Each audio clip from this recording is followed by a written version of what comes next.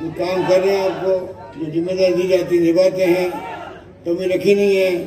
और साथ में जो हमारे अन्य उम्मीदवार उदय आनंदा जी है निमाड़ा में, यानी भिलोड़ी जी हमारे बहुत ही सीनियर नेता बन गए हैं, वो तीसरी बार मैदान में उतर रहे हैं। बेगू से हैं, पैदा जाट बड़ी सादरी से हैं, शंकर बैरवा कपाचंद से हैं, तो कुछ सखावत अलग नगर से है। तो तमाम लोगों को मैं आपसे मार्मिक अपील करूंगा कि इस बार लंबे समय बाद में चित्तौड़ में आप जीताओगे। 5 सीटें जीतेंगे हम लोग, 6 सीटें जीतेंगे।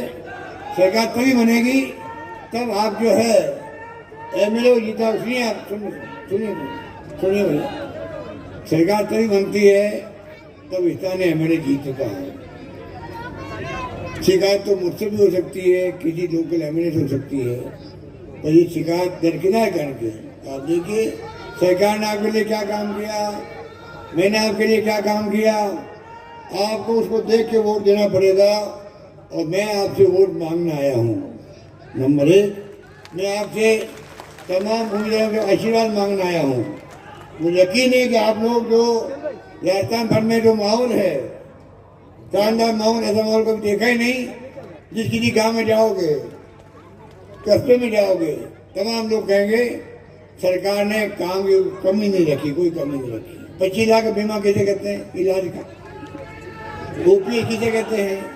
हिंदुस्तान में जो काम आपने किए हैं, हिंदुस्तान में किसी सरकार ने नहीं किए हैं। देश भर के अंदर चर्चा हो रही है, राजस्थान की हो रही है। इतनी शानदार योजना हमने बनाई है। इसलिए मैं आपसे अपील करूंगा कि आप जाके जन जन के बीच जाएं, जनता के बीच जाएं। गारंटी कार्ड दिया गया आपको, वो बांटे वहाँ पे जा करके मिस कॉल करवाएं। आप इसके नंबर लिखे हुए, मिस कॉल करते ही एसएमएस आएगा आपका पंजीकरण हो गया। मिस कॉल कराओ, एक टेलीफोन आएगा आपको कहने के लिए आपका पंजीकरण हो गया। इसका मायने आप हकदार बन गए हो 7 योजना का फायदा लेने के लिए। इसलिए मैं भाई और बहनों आपसे मैं अपील करूंगा, आप प्रियंका जी को सुने और सभी सीटों को जिताएं, ये संकल्प लेके जाएं। इतनी बड़ी सभा हो रही है, मुझे विश्वास हो गया कि चित्तौड़गढ़ की और वल्लभ नगर की तमाम सीटें जीतेंगे। यही बात करते मैं अपनी बात समाप्त करता हूँ। धन्यवाद। जय हिंद। धन्यवाद।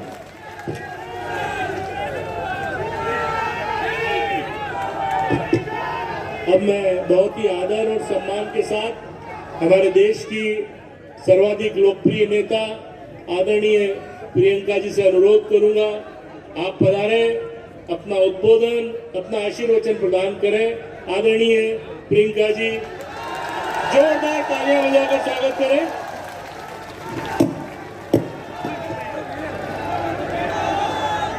कितनी देर से इंतजार कर रहे हो?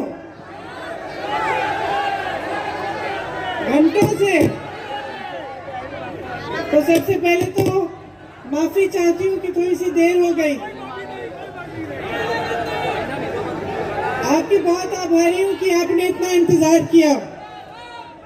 श्री अशोक गहलोत जी, श्री सुरेंद्र जड़ावत जी, श्री उदयलाल आंजना जी, श्री राजेंद्र सिंह बिहुड़ी जी, श्री शंकरलाल बैरवा जी, श्री बद्रीलाल जाट जी, श्री भेरूलाल चौधरी जी, श्री संदीप शर्मा जी, श्री प्रीति शक्तावत जी, आप सबका इस सभा में बहुत बहुत स्वागत।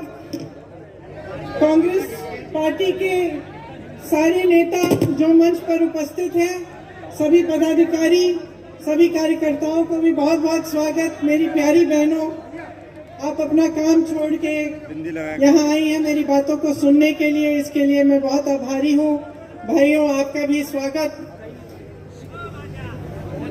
आप सबने मारो घणो राम राम सा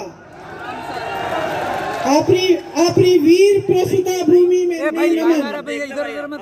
अठे महाराणा प्रताप रा शौर्य, मीराबाई री भक्ति, पन्ना धाय रो त्याग और रानी पद्मिनी रा बलिदान री गाथा लिखी है। आप सगला चित्तौड़गढ़ रा निवासियों ने जय राम जी री करो हो। सावलिया जी धाम और सभी देवी देवताओं को प्रणाम करती हूँ। ये वीरों की धरती है। गर्व है इस धरती में आपको? जोर से बोलो। गर्व है अपनी धरती में, गर्व है अपने प्रदेश में, गर्व है अपने देश में। मुझे भी बहुत गर्व है, इसीलिए मेरी ध्यान से बातें सुनना। आपके काम की बात करने आई हूँ, चुनाव की बात नहीं, आपके काम की बात करने आई हूँ। तो एकदम ध्यान से सुनो। आपसे कुछ चाहती हूँ मैं, बाद में आपको पता चलेगा। देखिए, ये महाराणा प्रताप जी की धरती है। उनके साथ गाड़िया लोहारों ने एक शपथ ली थी कि जब तक चित्तौड़गढ़ आजाद नहीं होगा तब तक किले में प्रवेश नहीं करेंगे। मालूम है आपको ये कहानी?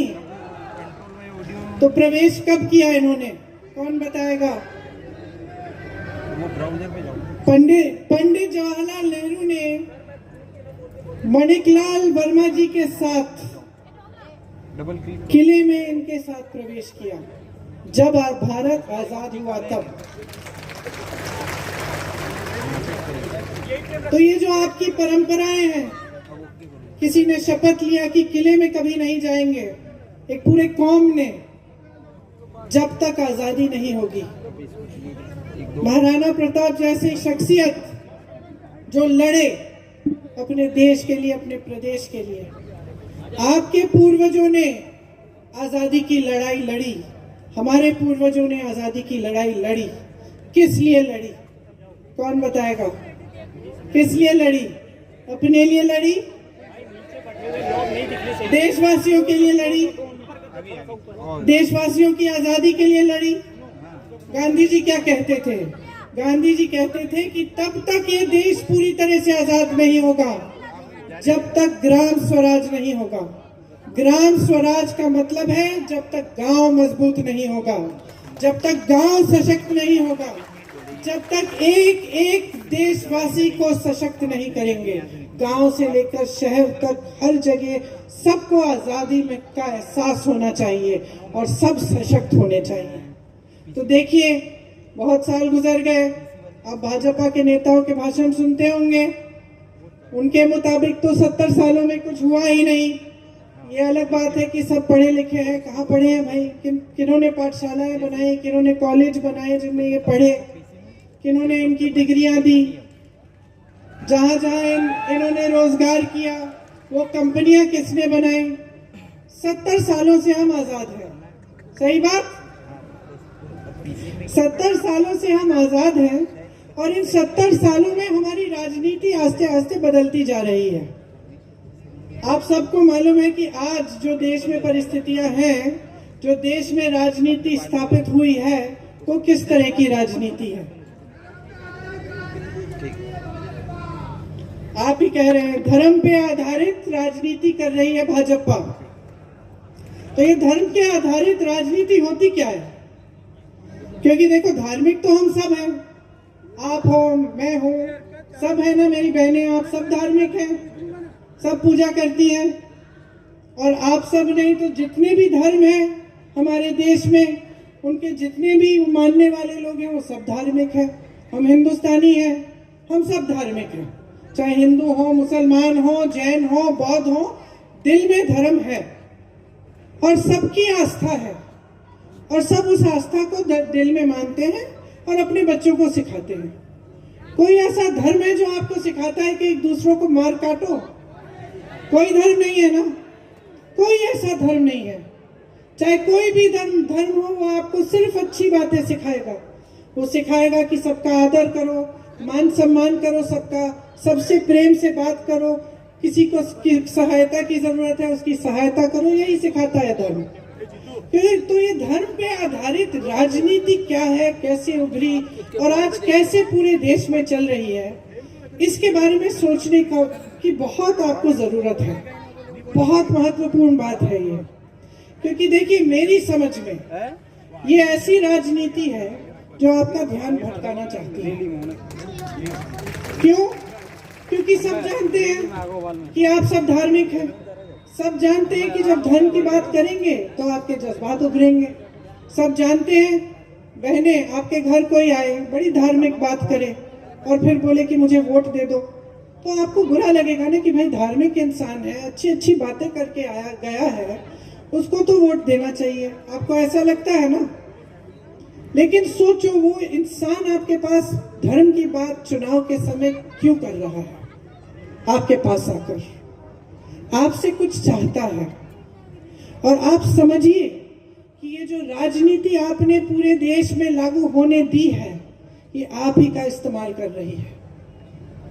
ये धर्म की बातें, जाति की बातें चुनाव के समय जो उठाते हैं, वो चाहते हैं कि अपना स्वार्थ आपसे साधें।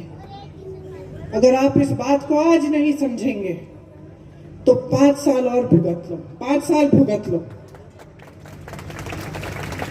अगर आप इस बात को ठीक तरह से समझ लेंगे और आप नेताओं से, राजनीतिक दलों से जवाबदेही मांगेंगे, आप विकास मांगेंगे, आपकी समस्याओं का हल मांगेंगे, तो आप भटक नहीं सकते।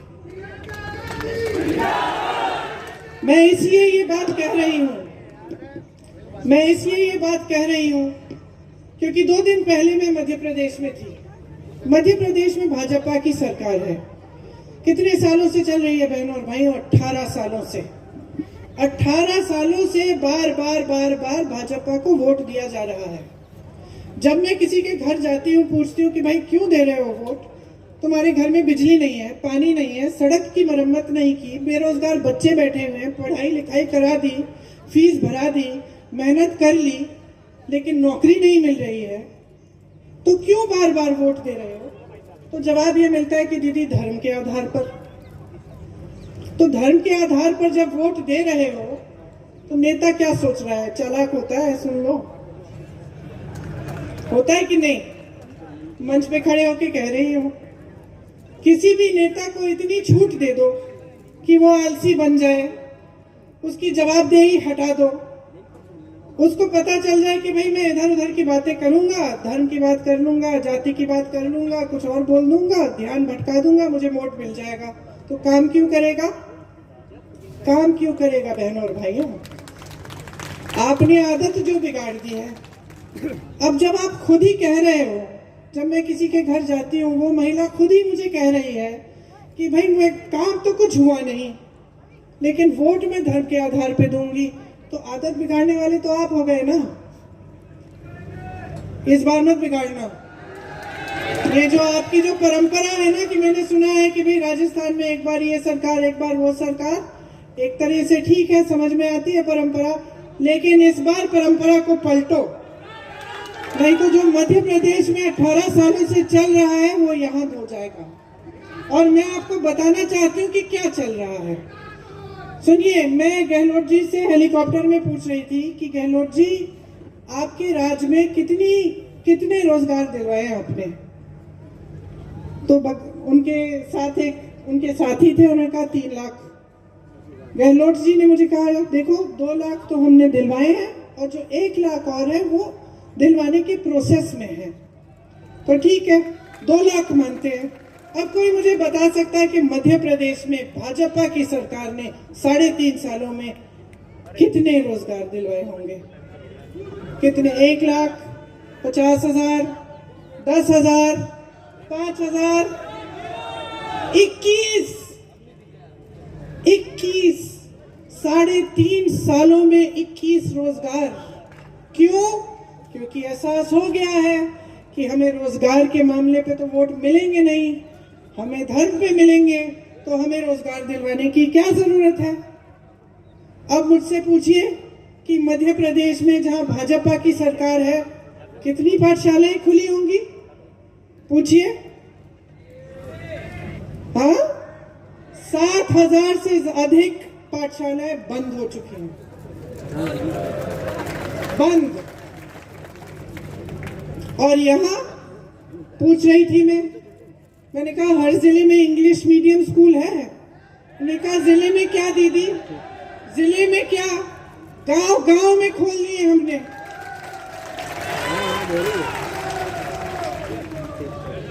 फिर मैंने पूछा कि शिक्षा की सुविधाएं कैसी हैं? बोला कि शिक्षा की सुविधाएं हमारी यहाँ बहुत अच्छी हैं। सब जगह हम बनवा रहे हैं और मजबूत कर रहे हैं। तो रोजगार में आप आगे, शिक्षा में आप आगे। महंगाई को देखते हैं, भाजपा के प्रदेशों में सिलेंडर का दाम कब होता है कम? जब चुनाव आता है। तब तक 1200-1400 तक ऊपर चढ़ गया, किसी ने कुछ नहीं कहा। चुनाव आने लगा, अचानक गिरा दिया 400-500। आपको सिलेंडर कितने में मिलता है? 500 में मिलता है। देखिए, आपको ना प्रदेश की सरकार ने केंद्र की नीतियों से बचा के रखा है। आपने कभी इस देश के इतिहास में ऐसी बात सुनी है कि महंगाई राहत कैंप लगा रही है प्रदेश सरकार और महंगाई बढ़ा रही है केंद्र की सरकार? कभी सुनी है ये बात? कभी ये नौबत आई है कि प्रदेश की सरकार को महंगाई राहत कैंप लगाना पड़ रहा है? क्योंकि महंगाई इतनी बढ़ गई है। बहनों, आप तो कम से कम दिवाली मना पाई हैं। मध्य प्रदेश की जो मेरी बहनें हैं रोती हैं जब दुकान जाना पड़ता है, धनतेरस के लिए बर्तन खरीदने पड़ते हैं, जब लिपाई पुताई कर रही है घर की, किसी के लिए बच्चों के लिए नए कपड़े खरीदने हैं, दिए खरीदने हैं, कोई पटाखा मांग रहा है बच्चा, कर नहीं पाती हैं। बहनें अगर वो बाजार जाती हैं और सोचती हैं कि खाना बनाना पड़ेगा, परोसना पड़ेगा, दिवाली पे मेहमान आएंगे, तो घबराहट होती है दिल में। और यहाँ महंगाई के राहत के कैंप इसलिए लगाए गए ताकि आपको इस महंगाई से जितना हम बचा सकते थे, हमारी सरकार ने बचाने की कोशिश की।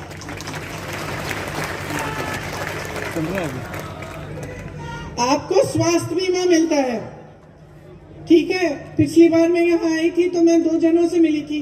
एक का हार्ट का ऑपरेशन हुआ, उसने हाथ जोड़ के गहलोत जी को धन्यवाद दिया, बोला कि मुझको एक भी पैसा देना नहीं पड़ा।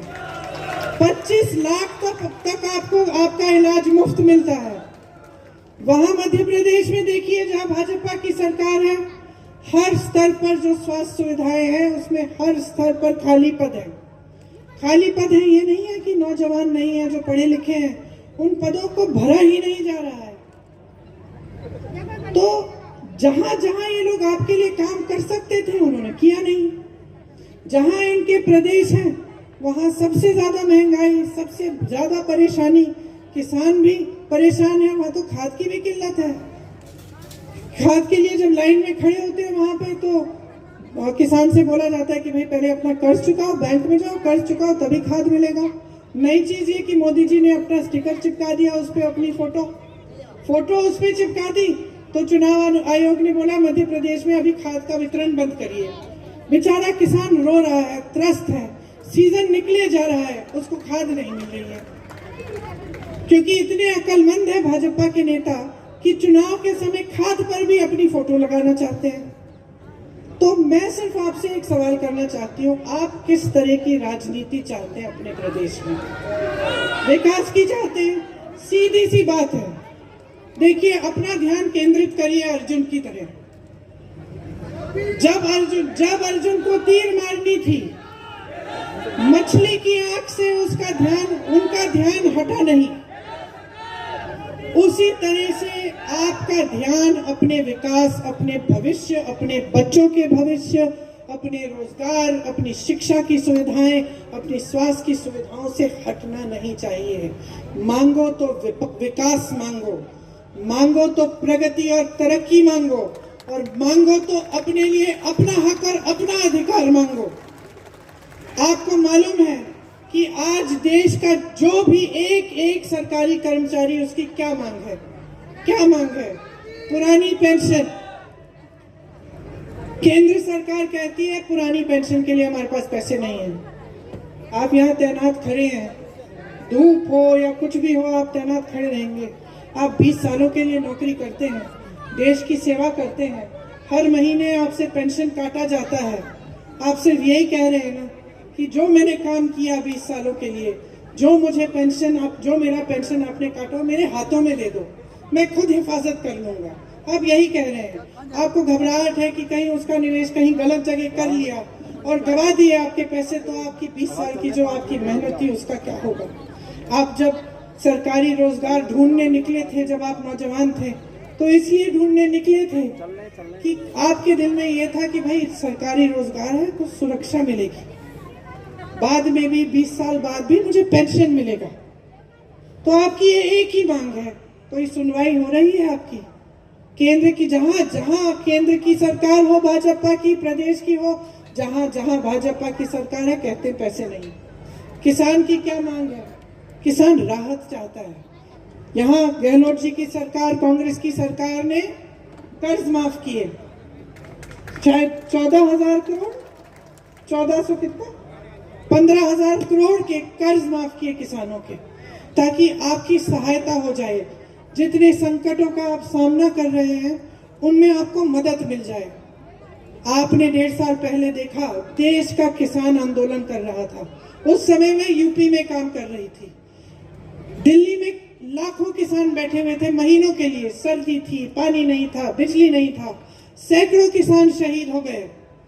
यूपी में इन्हीं के मंत्री के बेटे ने 6 किसानों को अपनी जीप के पहियों के नीचे कुचल डाला। वो मंत्री उनके साथ मंच पे बैठता था, कुछ नहीं किया। कोई सुनवाई नहीं थी बहनों और भाइयों। सुनवाई कब हुई? जब चुनाव आया। यूपी का चुनाव आ रहा था, अचानक काले कानून वापस ले लिए, तभी सुनवाई हुई। तब तक किसान की कोई सुनवाई नहीं थी, सरकारी कर्मचारी की कोई सुनवाई नहीं है। महिलाओं की 18 सालों से सरकार है मध्य प्रदेश में भाजपा की, महिलाओं की कोई सुनवाई नहीं, असुरक्षित हैं। वहां पे तमाम घिनौने जो हरकतें हैं वो सब हो जाती हैं, सुरक्षा नहीं होती है महिलाओं के लिए। लेकिन उनके लिए कोई स्कीम नहीं निकाली, उनकी राहत के लिए कोई स्कीम नहीं निकाली। महंगाई का सामना 18 सालों से कर रही है, गरीबी का सामना 18 सालों से कर रही है, घर में संकट है 18 सालों से। राहत कब दी? चुनाव के 2 महीने पहले। चुनाव के 2 महीने पहले एक स्कीम निकाली कि हम आपके खाते खोल दो, आपके खातों में हम पैसे डालेंगे, हर महीने डालना भी शुरू कर दिया चुनाव से पहले। ये सोच के कि जनता बेवकूफ है, ये सोच के कि महिलाओं को बेवकूफ बना सकते हैं। तो भाइयों और बहनों, इन बातों को बहुत गहराई से आपको समझना पड़ेगा, क्योंकि यही खेल आपके साथ खेला जा रहा है और यही खेल खेला जाएगा अगर आप भाजपा की सरकार लाएंगे। आप देखिए आसपास क्या है, जहां कांग्रेस की सरकारें हैं, जहां भाजपा की सरकारें हैं, उनकी तुलना करिए। मेरी बातों पे मत जाइए। आपको ये लगता होगा कि चलो ये तो कांग्रेस की नेता है, तो बोलेगी कांग्रेस के पक्ष में, इसने तो आलोचना करनी ही है भाजपा की, और भाजपा वाले हमारी करेंगे। हम भी कुछ कहते हैं उनके बारे में, वो भी कहते हैं। मैं कहती हूँ मेरी बातों पे जाओ ही मत। मैं कहती हूँ तमाम नौजवान बैठे हो, शहर है, यहाँ इंटरनेट है, जाके देखो। जो छत्तीसगढ़ में तुम्हारे दोस्त हैं, या मध्य प्रदेश में है, या हिमाचल में है, वहां पूछो। अपनी यहाँ राजस्थान की स्थिति देखो, आपकी क्या स्थिति है। यहाँ आपको राहत मिल रही है, यहाँ किसान के कर्ज माफ हुए हैं, यहाँ पुरानी पेंशन की स्कीम लागू भी है, और हम ये भी कह रहे हैं कि हम इसको एक कानून बनाएंगे। यहाँ महिलाओं के लिए कितने काम किए हैं, ये सब चीजें हुई हैं आपके आंखों के सामने, आपका अनुभव रहा है। तो आप अपने अनुभव पर जाओ, अपने विवेक पर जाओ, लेकिन एकदम आंखें खोल के अपना वोट डालो। आज भाजपा, राजस्थान की जो भाजपा है, एकदम बिखरी हुई है। मोदी जी इतना दौरा कर रहे हैं, इतने भाषण देते हैं, कहाँ कहाँ की बातें करते हैं, विकास की तो नहीं करते। आपको कभी ये मिसाल नहीं देंगे कि मध्य प्रदेश में देखो हमने कितना काम किया। मैं यहाँ खड़ी होकर दे सकती हूँ, मैं कह सकती हूँ कि अपने प्रदेश में कितना हुआ है, छत्तीसगढ़ में क्या हुआ है, राजस्थान में कितना हो रहा है। वो नहीं कह सकते। वो कभी लाल, कभी पीली, कभी नीली डायरी की बात करते हैं कि नहीं? कहते हैं कि वैसी डायरी मिल गई। क्या खोज रहे थे वो? मुझे तो लगता है कि पूरे प्रदेश में ढूंढते ढूंढते वो तो अपना सीएम फेस ढूंढ रहे हैं, अपने सीएम का चेहरा ढूंढ रहे हैं, वही नहीं मिल रहा। आपने वो फोटो देखी है, मोदी जी की जीप में चल रहे हैं टोपी लगा के, और यूं दूरबीन से देख रहे हैं जंगलों में, यही आपके राजस्थान के जंगलों में कुछ ढूंढ रहे हैं, शायद मोर ढूंढ रहे हैं। दूरबीन भेज दें उन्हें, दूरबीन भेज देते हैं, अपना सीएम का चेहरा भी ढूंढ लें, क्या पता दूरबीन से देखे तो मिल जाए। जितने भी उनके बड़े बड़े नेता थे सबको परे कर दिया, राजस्थान आकर अपने नाम पर वोट मांग रहे हैं। ये नौबत हो चुकी है उनकी। अपने नाम पर वोट ऐसे मांग रहे हैं जैसे प्रधानमंत्री पद छोड़ के यहाँ आके सीएम बनेंगे।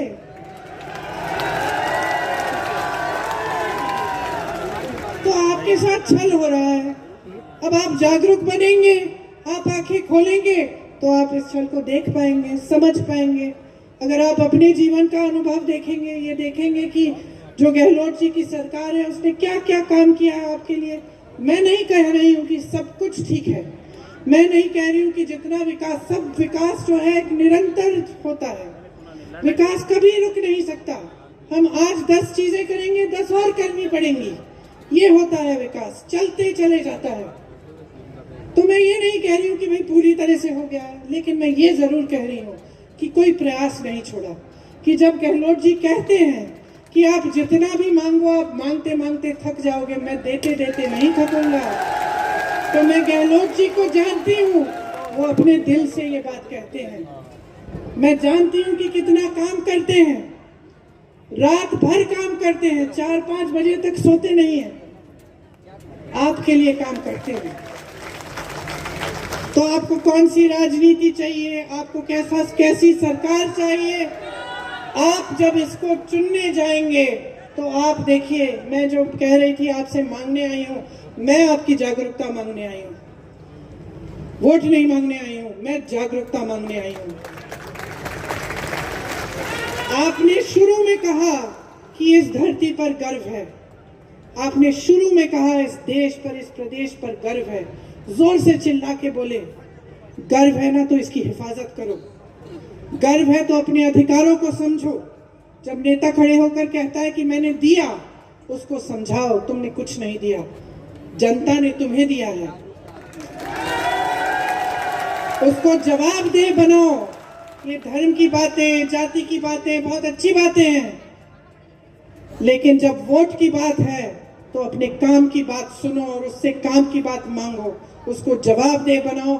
और अगर वो आपके लिए काम नहीं करता और आपको लगता है कि इसने विश्वासघात किया है, तो बदल डालो। तो मैं इस आधार पर आपसे कह रही हूं कि जागरूक बन जाओ, क्योंकि मैं जानती हूं कि हम राजस्थान में हमारी सरकार ने खूब काम किया है और हम इस काम को रोकना नहीं चाहते। अब सही दिशा में चल रहा है प्रदेश। सही दिशा ये है कि आपकी संपत्ति आपकी जेब में जानी चाहिए। आज जो केंद्र की सरकार है आपकी संपत्ति छीन कर बड़े बड़े उद्योगपतियों को दे रही है, चाहे आपकी बड़ी बड़ी कंपनियां हो, चाहे बंदरगाह हो, चाहे हवाई अड्डे हो। आज किसान 27 रुपए कमाता है एक दिन में और अडानी जी 16,000 करोड़ रुपए कमाते हैं। मोदी जी कहते हैं कि आपके पेंशन के लिए पैसे नहीं है। 16,000 करोड़ रुपए के 2 हवाई जहाज सिर्फ मोदी जी के हैं, सरकार ने उनके लिए खरीदे और उन्हीं में घूमते हैं। 20,000 करोड़ का उन्होंने सुंदरीकरण किया है संसद भवन का, 70 साल पुराना था, उनको पसंद नहीं आया, लेकिन 70 साल से तो अच्छा खासा चल रहा था। 20,000 करोड़ खर्चे, जिस समय उन्होंने कहा कि 20,000 करोड़ रुपए खर्चेंगे संसद भवन के सुंदरीकरण के लिए, मालूम है आपको क्या था? कोरोना था। लोग ऑक्सीजन के लिए तरस रहे थे, मर रहे थे सड़कों पे, और ये सोच रहे थे सुंदरीकरण के लिए पैसे देने के लिए। और एक बात और बता देती हूँ, उस समय उत्तर प्रदेश के किसानों का जो गन्ना का बकाया था 15,000 करोड़ रुपए था भाइयों, 15,000 करोड़ का बकाया, और सरकार कह रही थी तुम्हें नहीं दे सकते, और हजारों करोड़ रुपए माफ करते हैं अपने बड़े बड़े उद्योगपति मित्रों को। तो ये सरकार छोटे जो उद्योगपति हैं, छोटे जो कारोबार चलाते हैं, ये दुकानदार हैं जो मेहनत करते हैं ईमानदारी से दिन रात, उन पे क्या, उनको क्या मिला? जीएसटी मिली, नोटबंदी मिली। आप लोग देशभक्त हो, सब देशभक्त हो, आप कतार में खड़े हो गए।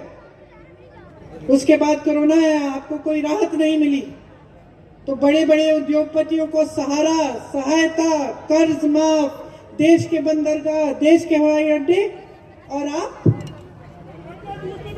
आपके बारे में कौन सोचेगा? तो आप सोच लीजिए, अपने पैरों पे खड़ा होना है, अपना भविष्य मजबूत बनाना है, अपने आप को सशक्त बनाना है, तो कांग्रेस की सरकार को जिताओ, 5 साल और दो। कुछ घोषणाएं हैं कि अगर सरकार वापस आएगी तो 1 करोड़ परिवारों को 500 रुपए में जो सिलेंडर मिलेगा। महिला मुखिया को 10,000 रुपए सालाना मिलेंगे। 2 रुपए प्रति किलो गोबर को खरीदा जाएगा ताकि आवारा की पशु की जो समस्या है ये कम हो जाए। सरकारी कॉलेज के पहले साल में विद्यार्थियों को लैपटॉप और टैबलेट मिलेगी, या लैपटॉप या टैबलेट। प्राकृतिक आपदा से पीड़ित परिवारों को 15 लाख तक की बीमा मिलेगी। हर छात्र को अंग्रेजी मीडियम की शिक्षा का गारंटी होगा, और जो ओपीएस है, जो पुराना पेंशन है, उसको हम एक कानूनी गारंटी बनाएंगे। तो देखिए, भाजपा बिखरी हुई है, हम एकजुट होकर लड़ रहे हैं। हमारा एक एक नेता आपके लिए समर्पित है। सही तरह की राजनीति अपने प्रदेश में है, उसको कामयाब करो, उसको 5 साल और दो ताकि आपका प्रदेश आगे बढ़ता चले जाए और रुके नहीं। मैं जानती हूँ कि अगर आप अपने विवेक के इस्तेमाल को करेंगे और आप समझदारी से सोच समझ के अपना वोट डालेंगे और वोट अपने ही पक्ष में डालना चाहेंगे, तो आप कांग्रेस के हर उम्मीदवार को भारी बहुमत से जिताएंगे। आपको बहुत बहुत धन्यवाद देती हूँ। थोड़ा जल्दी बोली हूँ आज, क्योंकि मैं जानती हूँ आप बहुत समय से इंतजार कर रहे हैं। तो आप सबको बहुत बहुत शुभकामनाएं और बहुत बहुत धन्यवाद कि आपने मेरा इंतजार किया, ध्यान से मेरी बातों को सुना। एक बार मेरे साथ बोलो, जय हिंद, जय हिंद, जय हिंद।